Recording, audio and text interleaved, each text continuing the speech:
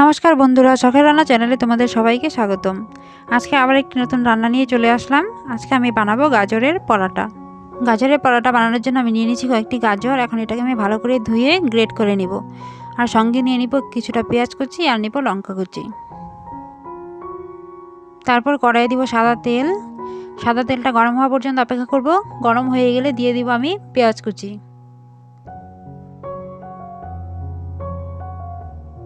পেঁয়াজটা নেড়েচেড়ে আমি হালকা ফ্রাই করে নিব।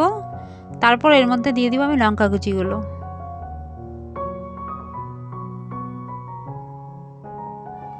তোমরা কে কীভাবে গাজরের পরোটা বানাও অবশ্যই আমাকে কমেন্টে জানিও।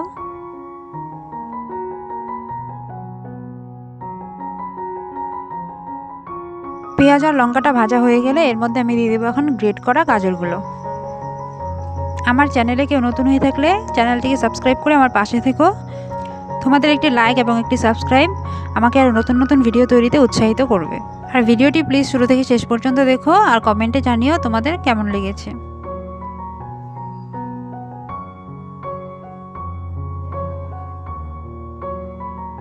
এখন আমি এর মধ্যে দিয়ে দিব 1 চামচ লবণ।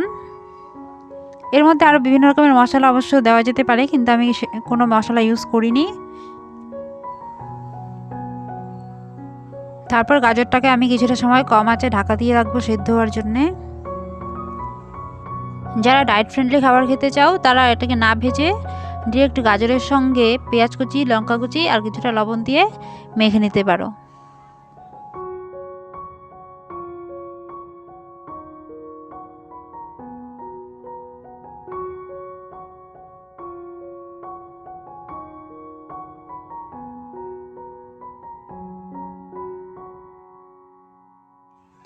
গাজরটা আমার প্রায় ভাজা হয়ে গেছে। এখন আমি এর মধ্যে দিয়ে দিব কিছুটা গোলমরিচ গুঁড়ো। তারপর আবার নেড়ে চেড়ে আমি নামিয়ে নেব।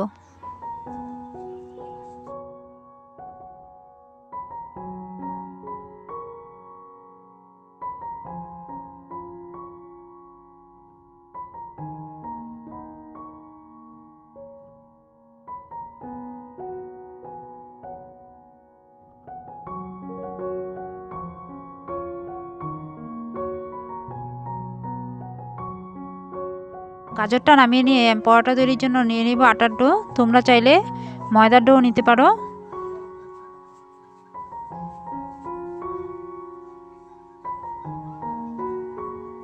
এখন এটাকে আমি কিছুটা বড় করে বেলে নিব।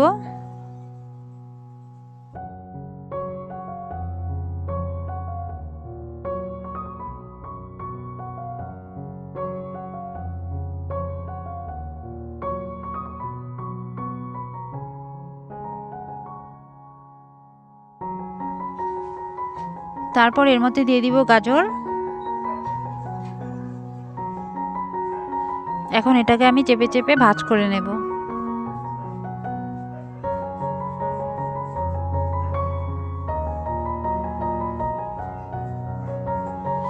ভাঁজ করা হয়ে গেলে আমি এটাকে এখন সামান্য চাপ দিব।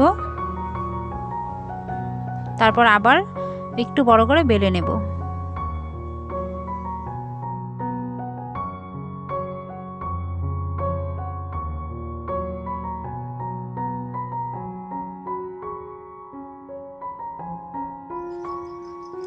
ঠিক একইভাবে আমি সবগুলো পরোটা তৈরি করে নিব।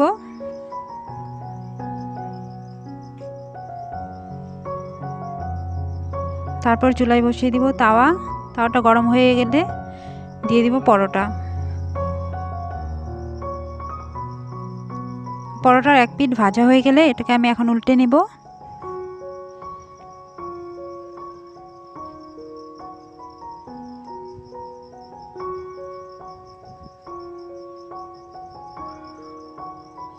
তারপর এর মধ্যে আমি 1 চামচ ঘি ছড়িয়ে দিব। তোমরা চাইলে এখানে সাদা তেলও ব্যবহার করতে পারো।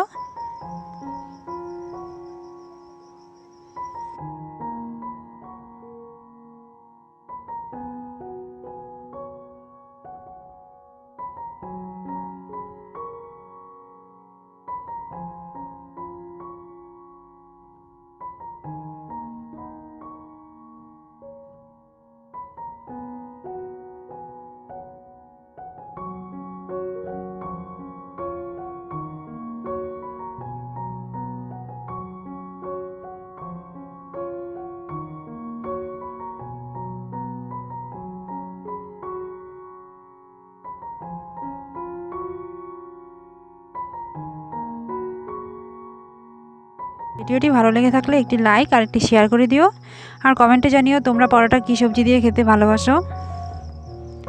আমি গাজরের পরোটার সঙ্গে খাওয়ার জন্য বানিয়েছিলাম বুটের ডাল, তবে এটা আলুর দম দিয়ে খেতেও খুব ভালো লাগবে।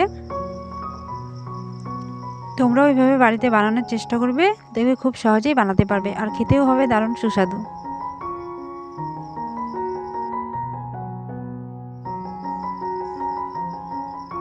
আমার পরোটা সবগুলো ভাজা হয়ে গেছে, শেষে আমি এগুলোকে বুটের ডালের সঙ্গে সার্ভ করে নিব।